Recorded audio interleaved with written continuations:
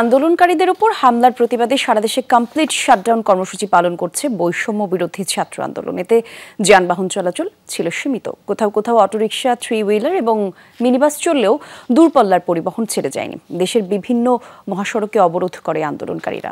Ceylon family ব্লেন্ডের কড়ালিকার আর সতেজ স্বাদের perfect ব্লেন্ডে স্বপ্নেরা মেলুক টানা। সারা দেশে চলছে কমপ্লিট শাটডাউন কর্মসূচি। সড়ক মহাসড়কে নেই দূরপাল্লার কোনো যানবাহন। সড়কে অবস্থান নিয়ে বিক্ষোভ করে কোটা সংস্কার আন্দোলনকারীরা। ঢাকা ময়মনসিংহ ও ঢাকা টাঙ্গাইল মহাসড়কে অটোরিকশা, থ্রি হুইলার চলাচল করলেও নেই কোনো যাত্রীবাহী বাস। গাজীপুরের চন্দ্রায় সড়কে বিক্ষোভ করে আন্দোলনকারীরা। গণপরিবহন না থাকায় ভোগান্তিতে পড়েন সাধারণ মানুষ।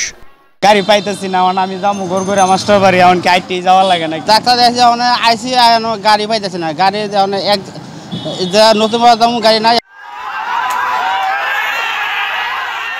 ঢাকা আরিচা মহাসড়কের বিভিন্ন পয়েন্টে অবস্থান নিয়ে বিক্ষোভ করে শিক্ষার্থীরা।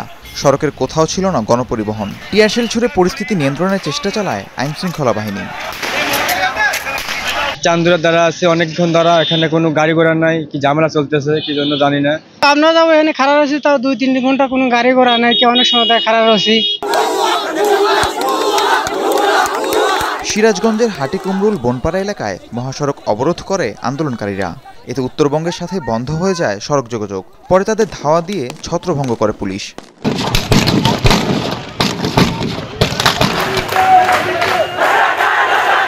ঢাকা সিলেট মহাসড়কেও বিক্ষোভ করেন সংস্কারপন্থীরা।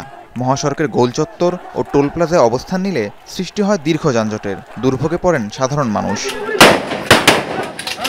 কোটা সংস্কার আন্দোলনকারীদের সরব উপস্থিতি ছিল ঢাকা চট্টগ্রাম মহাসড়কেও। কুমিল্লার কোটবাড়ি এলাকায় সড়কে বিক্ষোভ করে শিক্ষার্থীরা।